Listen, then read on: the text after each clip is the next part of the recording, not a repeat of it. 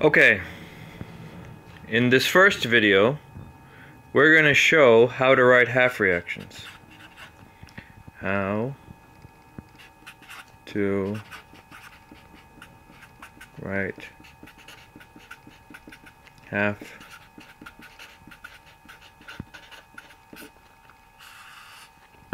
reactions. Now, remember, half reactions are two parts of the same coin, you could say. Two parts of the same coin. Two sides of the same coin, sorry. Half reactions are reactions where we've split up a oxidation-reduction reaction into two parts, the oxidation part and the reduction part. So, instead of focusing on the redox reaction as a whole, we focus on each one individually to see what's actually occurring. Now remember, a redox reaction is a reaction where electrons are transferred. Alright? Redox.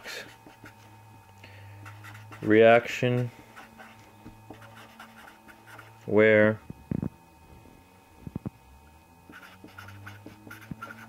electrons are transferred.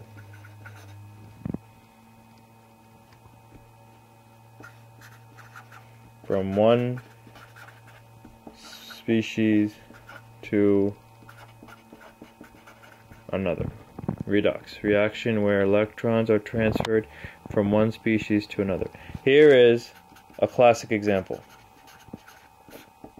If you have solid zinc and you react it with hydrochloric acid,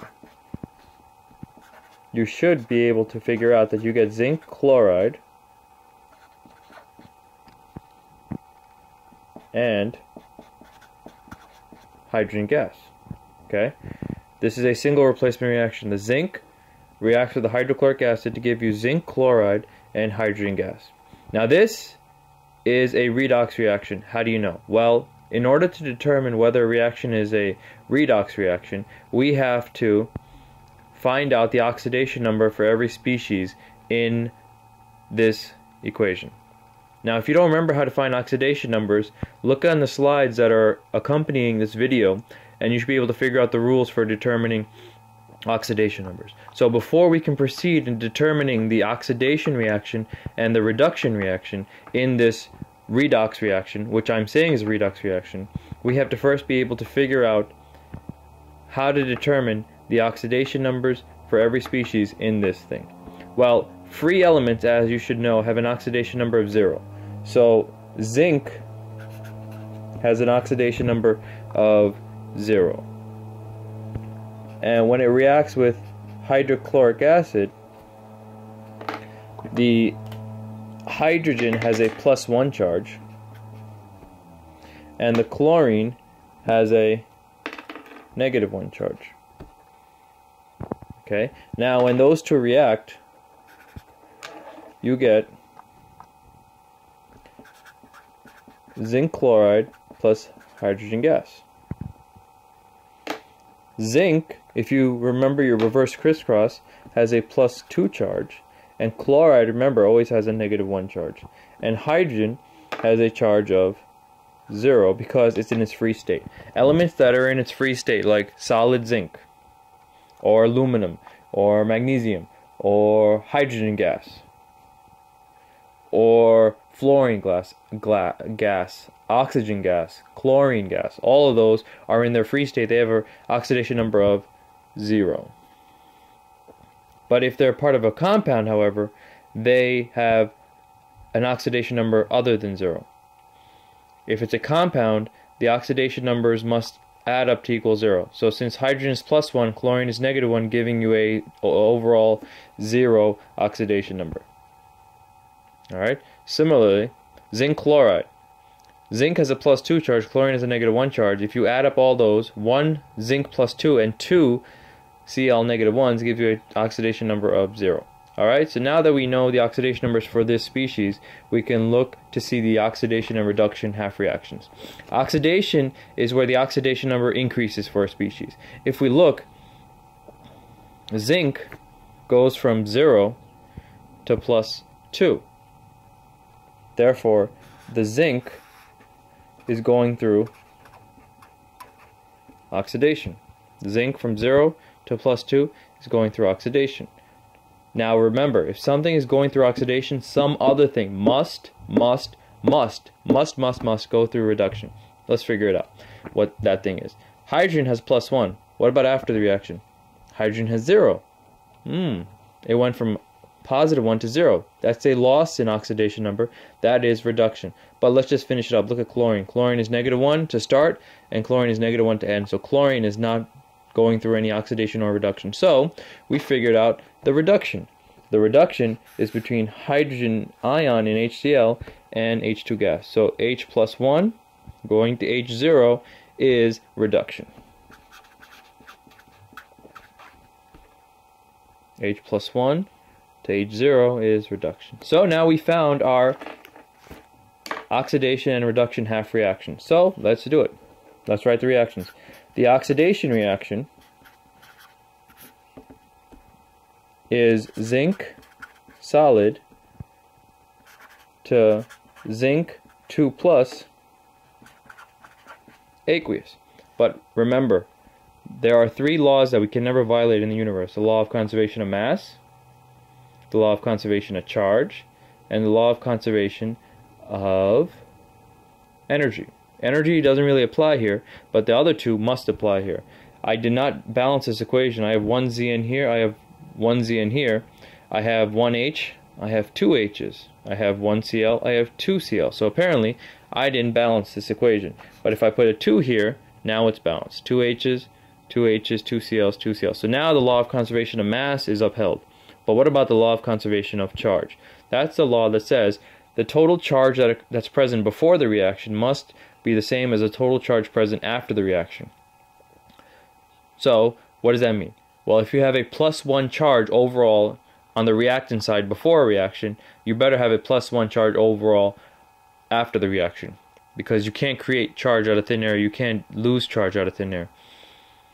So we need to make sure that's true. So looking here, we go from 0 on the left side, which has a charge of 0, to +2. That can't happen. So we got to figure out a way to balance this. We balance it by writing 2E negative here.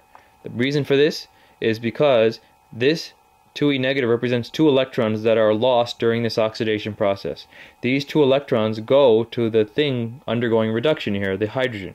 So zinc 0 goes to zinc plus, but also it releases 2 electrons. Now if you look, the total charge on the left side is 0, the total charge on the right side is +2, but also -2, giving a total of 0. So now that is a total charge of 0. So the law of conservation of mass is upheld, the law of conservation of energy doesn't apply here, and the law of conservation of charge is upheld. So now let's do the reduction equation. Reduction. We have 2 H plus 1 ions, aqueous, going to H2 gas, 0. So 2H plus 1 ions from the balanced equation, 2H plus 1, aqueous, going to H0 gas. But look at it here. You have a +2 charge here on the reactant side before the reaction. You have a 0 charge here. So again, we must include electrons somehow to make this balance out. We can't add the electrons here on the right side, because if we do, we have 0 plus a negative, making this a negative number. But over here, it's a positive number. So to balance out this positive side with this 0 side, we have to add electrons to this side. How many? Since this charge is 0 on the right side, and this side has a total of +2, make sure you see that, we have to write +2E negative here. Doing so, we get +2 plus -2, giving you 0 here, and over here, 0 also. So now it's balanced. What you should always do, folks, is to make sure that the equation you get when you get these two is the equation that represents this reaction. What does that mean? Well, we can get reactions where we could have, let's say, 3 electrons in the oxidation reaction and 2 electrons here.